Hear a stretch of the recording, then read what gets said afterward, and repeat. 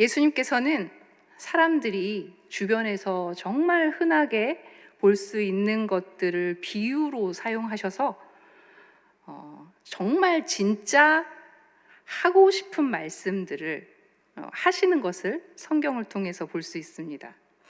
오늘 본문은 포도원 품꾼 비유다라고 우리가 얘기를 하는데요. 여러분, 포도원 품꾼 비유라고 하는 것은 예수님 당시 유대 땅에 포도원이 진짜 많았다는 것을 의미합니다.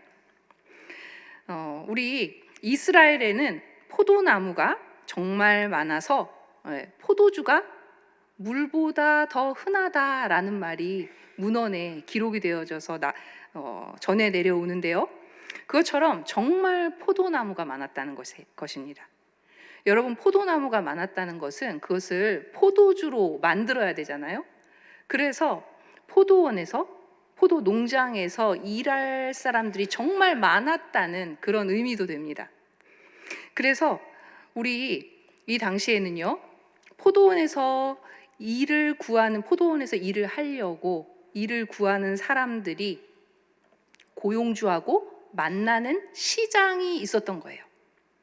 오늘날의 인력 시장처럼요. 포도원 농장에서 일할 사람들을 뽑기 위한 인력 시장이 있었던 것이죠.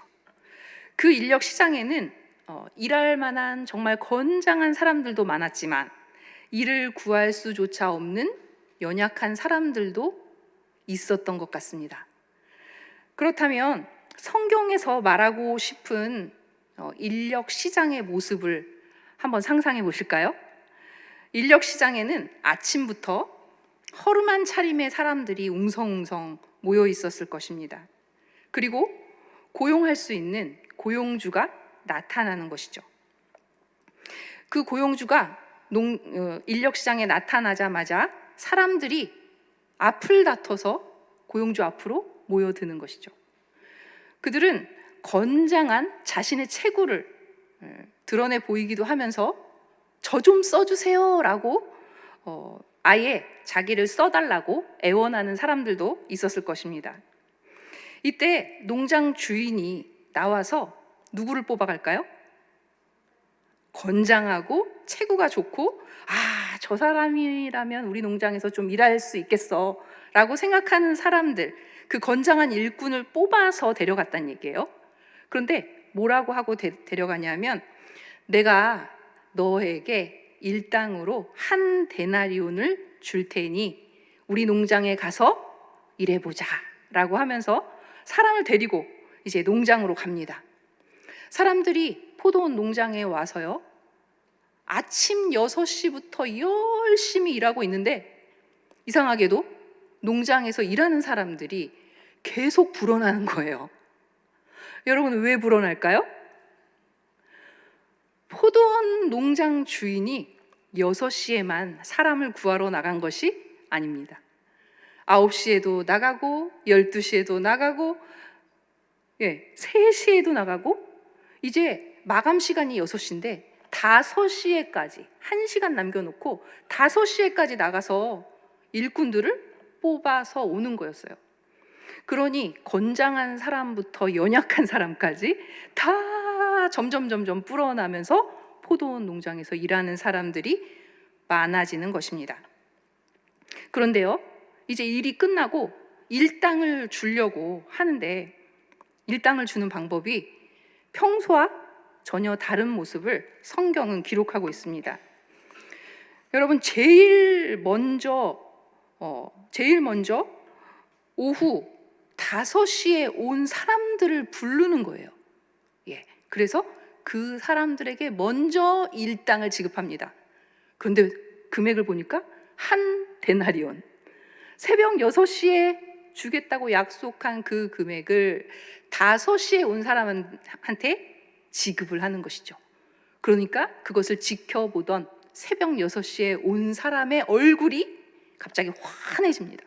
이야, 5시에 온 사람한테 한 데나리온을 지급한다고? 야, 그렇다면 우리에게 훨씬 많이 주겠구나 라고 기대감에 차서 자기의 순서를 기다리게 되는 것이죠. 그런데 여러분 어떻습니까? 성경을 읽어보면은 오후 늦게 온 사람들이나 아침 일찍 온 사람들이나 다 똑같이 한 데나리온을 받는다는 거예요. 이때 그냥 생각해 보세요. 이곳 저곳에서 막 불평하고 원망하는 소리가 들립니다. 그리고 고래고래 소리 지르는 사람들도 있었을 것 같습니다. 이건 정말 불공평한 처사라고 항의하는 사람까지 있었을 것 같아요. 그러니 농장이 순식간에 아수라장이 되는 것이죠. 이때 드디어 농장 주인이 나타나서 말을 합니다. 우리 13절과 14절 말씀을 함께 읽도록 하겠습니다. 시작. 주인이 친구여, 내가 내게 잘못한 것이 없노라. 내가 나와 한 데나리온의 약속을 하지 아니하였느냐? 내 것이나 가지고 가라. 나중 온 이 사람에게 너와 같이 주는 것이 내 뜻이니라. 여러분, 불평하고 소리치고 고함치는 그 자리에 나타난 주인의 목소리가 이렇게 들립니다. 친구여. 여러분, 친구여, 이거는요 굉장히 따뜻한 어조로 부른 거예요. 그리고 굉장히 친절하기까지 합니다. 그리고 자신의 입장을 또박또박 설명하고 계신 것이죠. 내가 잘못한 것이 없다. 내가 너에게 한 데나리온을 약속하지 않았느냐? 라고 하면서 얘기를 하셔요. 그런데 여러분, 예수님께서는 왜 일처리를 이렇게 조금 복잡하게 하셔서 아수라장이 되게 하셨을까요? 일찍 온 사람부터 한 데나리온을 지급했다면 여러분, 계속해서 일찍 온 사람이 받아서 간다면 불평이 있었을까요? 그렇죠. 굳이 이렇게 뒤에 온 사람들이 얼마를 받아가는지를 굳이 보게 하셔서 자신들을 화나게 한 이유가 있으셨을까요? 분명히 예수님은 목적이 있으셨습니다. 예수님께서는요, 나중 온 자들도 먼저 온 자들과 내가 똑같이 대우하고 있다는 것을 먼저 온 자들에게 의도적으로 보여주기 위함이었어요. 그렇다면 예수님 당시에 이게 비유잖아요? 그러면 예수님 당시에 먼저 온 사람들은 도대체 누구냐? 그리고 나중에 온 사람은 그럼 누구냐라고 생각해 봤을 때 이 본문의 앞뒤를 맥락을 잘 보다 보면 먼저 온 사람은요, 유대 당시에 굉장히 오래 신앙 생활을 했다고 자칭 생각하는 사람들이었습니다. 바리새인과 같은 경건한 지도자들이었어요. 그리고 나중 온 사람들은 세리와 이방인과 죄인들이었습니다. 먼저 믿은 자들은요, 우리가 이렇게 경건하게 신앙생활을 잘했다. 그리고 우리가 얼마나 헌신을 많이 했냐. 그런데 우리의 헌신을 정말 별것 아닌 것으로 여기고 오히려 예수님은 세리와 창녀하고 더 친하다라고 생각을 한 것이죠. 그렇다면 왜 예수님께서는 공로가 많은 바리새인들을 굳이 무시하면서 세리와 죄인들에게 관심을 가지고 은혜를 베푸셨던 것일까요? 여러분, 예수님께서는 인간의 행위나 공로가 점점점 많아지는 것을 경계하셨습니다. 예수님께서는 오직 은혜로 베풀어지는 하나님의 사랑을 나타내기 위해서 오신 분이셨기 때문이에요. 여러분, 다시 말하면요, 이것은 복음이 유대인의 담을 뛰어넘어가기를 예수님은 바라셨어요. 그리고요, 모든 민족과 이방 땅에게로 예수님의 사랑이 전해지기를 간절히 바라시는 그것이 하나님의 뜻이었기 때문입니다. 여러분, 깊은 뜻을 여러분 아시겠죠? 예수님께서 돌아가신 후에 한 60년이 지난 다음에 마태가 포도원 품꾼 비유, 오늘의 본문을 씁니다. 그런데 마태는 복음서를 기록하면서 이 비유를요, 또 다른 사람을 빗대어서 소개하고 있는 것을 보게 됩니다.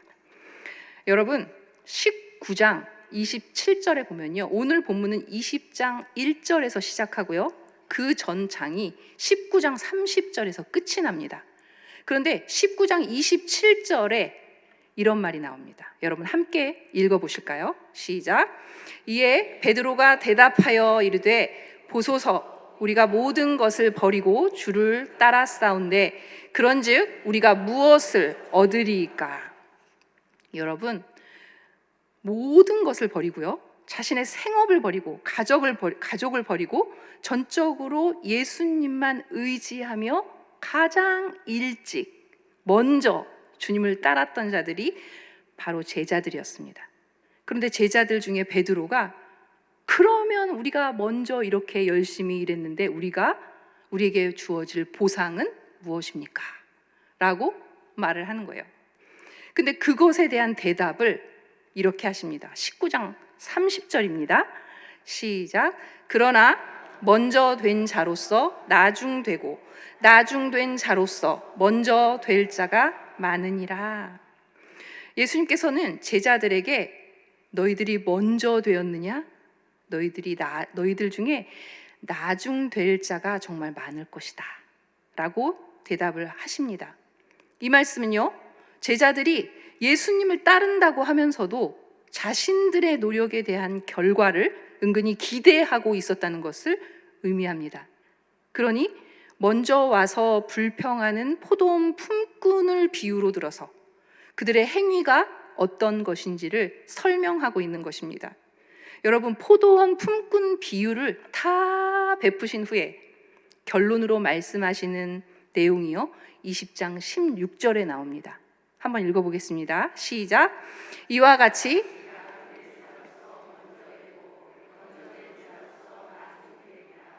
여러분, 이것이 예수님 시대와 마태가 이 본문을 기록한 시대의 비유예요. 그러면은 오늘날은 우리가 어떠한 비유로 이 말씀을 받아야 될까요? 오늘날에는 어떻게 이 비유를 해석해야 할까요? 예수님 당시에 많았던 포도원이 오늘날에는 무엇일까요, 여러분? 이 비유는요, 오늘날 이 세상에 정말 많은 교회의 비유입니다. 먼저 온 자나 나중 온 자가 받게 될 동일한 한 데나리오는 무엇을 의미할까요? 예수님께서 우리에게 주실 구원을 말합니다. 구원이라는 보상을 말합니다. 유대인들은요, 아브라함이 하나님의 부름을 받는 그 시간부터 자기들만이 하나님 나라에서 소중한 자리에 앉을 것이다 라는 선민의식이 있었습니다. 여러분도 혹시 내가 광석교회 초창기 멤버이기에 나는 반드시 천국에 들어갈 거야 라고 생각하시는 분들이 계십니까? 그러나 예수라는 사람이 갑자기 나타나서 굉장히 도전적인 발언을 하는 것이죠. 가난한 자가 천국에 더 가까울 거야. 죄인들도 회개하면 천국에 들어갈 거야. 이방인들도 구원의 대상이 된단다. 오히려 너희가 버림받을 수도 있어. 먼저 믿은 제자들에게 너희 먼저 된 자들 중에서 나중 될 자가 많다라고 굉장한 파문을 일으킨 것입니다. 여러분, 여러분에게도 파문이 되십니까? 그러니 우리가 교회의 머리 되신 주님의 생각이 무엇인지 밝히 깨닫는 지혜가 있으시기를 간절히 바랍니다. 나는 교회에서 오래 일했고 열심히 일했으니 대접받아야 한다는 공로주의와 업적주의를 주의해야 하는 것입니다. 우리는 다 주님께서 부르셔서 교회를 섬기게 된 하나님의 백성들입니다. 먼저 온 자도 나중 온 자도 서로 협력하고 서로 세워주고 돌봐주며 함께 일하는 공동체가 바로 교회인 것입니다. 우리 중에는 먼저 부름받아 교회에서 오래전부터 봉사하신 분도 많이 계시고, 또 이제 막 포도원에 들어온 사람처럼 교회에 온 지 얼마 되지 않은 분들도 있습니다. 여러분, 그렇지만 생각해 보세요. 우리 2000년 기독교 역사를 돌이켜 보면요, 우리가 다 한결같이 5시에 부름받은 민족이라는 것을 알 수 있습니다. 여러분, 포도원의 주인 되신 주님께서 우리 민족에게 찾아오신 것이 겨우 150년 전인 것을 알 수 있는 것이죠. 여러분, 하나님께는요, 하루가 1000년 같고 1000년이 하루 같습니다. 구약시대부터 지금까지를 돌아보면 우리가 얼마나 5시 인생인지 5시 55분 인생일 수도 있습니다. 자, 그래서 우리가 하나님의 뜻에 합당하게 교회를 섬기기 위해서는요, 주님을 위해서 내가 무엇을 했다는 그 기록을 마음에 남기지 말아야 합니다. 우리가 기록하지 않아도 하나님께서 더 정확하게 기록하고 계시기 때문입니다. 우리가 서로를 높이며 상을 주더라도 하나님께서 인정하지 않으시면 아무 소용이 없다는 것입니다. 여러분, 성경에는 마지막 때에 주여 주여 하고 신앙생활을 하던 사람들 가운데도 버림받는 사람이 있을 수 있다는 이야기가 나옵니다. 주님의 이름으로 선지자 노릇하고 귀신을 쫓아낸다고 하는 사람 가운데도 버림받는 장면이 성경에는 기록되어 있습니다. 그렇다면 우리가 할 수 있는 가장 합당한 말은, 주님, 제가 5시 인생입니다. 주님, 제가 부족합니다. 하나님 나라에 얼마나 무익한 존재인지를 모릅니다.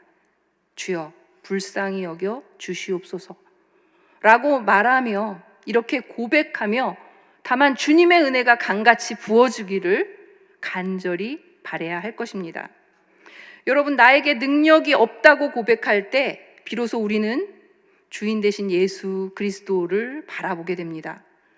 모두 5시 인생인 저와 여러분은요, 오늘 본문에 나오는 주님의 선하심을 본받아 교회를 힘있게 세워가야 할 줄로 믿습니다. 여러분, 우리 주님께서요, 어떻게 교회를 세우셨나요? 첫 번째는 무조건 나가셨습니다. 포도원 밖을 나가셔서 6시에도 9시에도 나가고 12시에도 나가고 5시에도 나가고 이렇게 계속 나가셨습니다. 하루에도 몇 번이나 나가서 천국에서 일할 사람들을 불러오셨다는 것을 우리는 기억해야 합니다. 주님이 나가셨으니 우리도 교회 밖으로 나가야 합니다. 나간 분들이 있기에 하나님께서는 교회에서 천국을 누릴 사람을 뽑아가지고 오실 수 있으셨습니다. 주님의 뜻에 합당하게 행하며 사람들을 찾아 교회를 채우는, 그래서 천국을 누리는 주님의 일꾼들이 다 되시기를 간절히 축원합니다. 우리 둘째는 주님의 선하심을 본받아야 합니다. 여러분, 주님께서 친구여라고 부르시죠.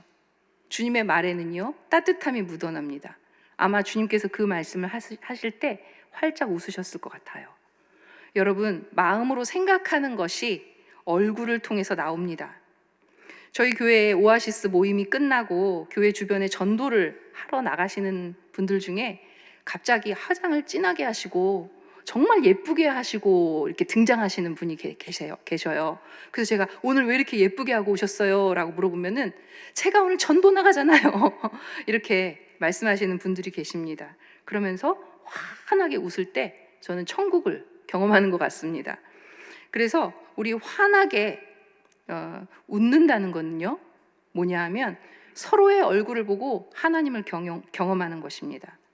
그래서 우리는 별거 없어요. 환하게 웃으면서 대화하고 소통하면은 그것이 천국입니다.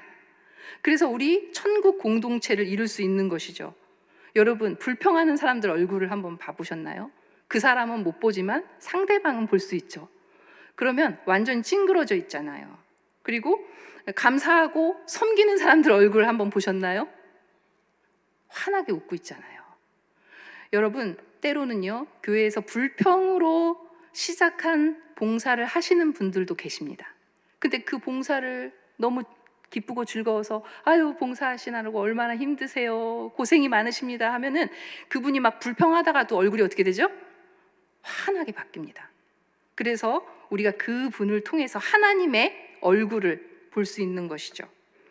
여러분, 무엇보다 내가 섬길 수 있는 정말 연약한 지체들이 있을 때, 늦게 온 그 사람들이 보일 때 주인의 마음으로 섬기며 행복을 누리시는 천국을 누릴 수 있기를 간절히 바랍니다. 우리 마지막으로 우리 세 번째는 세상의 원리를 버리고 천국의 원리를 따르는 교회가 되기를 바랍니다. 세상은요, 일을 많이 하고 업적을 많이 내고 훌륭한 사람에게 당연히 보수를 많이 줍니다. 많은 사람들이 그를 높이고 그와 인맥을 쌓으려고 노력합니다. 그러나 교회에 주시는 하나님의 말씀은 약하고 못나고 일 못하는 사람도 사랑받을 수 있는 곳이라고 말씀하세요. 그곳에서 천국을 경험할 수 있다고 하시는 겁니다. 교회에 주시는 하나님의 말씀은요, 약하고 못난 자도 사랑받고 일할 수 있는 천국을 만들라는 것입니다. 교회는요, 많이 가진 자가 없는 자를 위해서 희생하는 곳입니다. 강한 자가 약한 자를 위해서 헌신하며 기쁨을 주는 곳입니다. 교회 다닌 지 정말 오래된 분들이 새신자를 기쁨으로 섬기는 곳입니다. 세상에서 대접받지 못하는 자가 교회에 와서는 대접받고 높임을 받는 것이 바로 교회입니다. 여러분, 나중 온 자들에게 한 데나리온을 주는 그런 은혜를 누릴 수 있는 곳이 바로 교회인 것입니다. 오후 5시 인생들에게 주신, 바로 우리에게 주시는 하나님의 은혜가 얼마나 큰지 교회를 통해서 함께 누리는 저와 여러분이 되기를 간절히 축원합니다.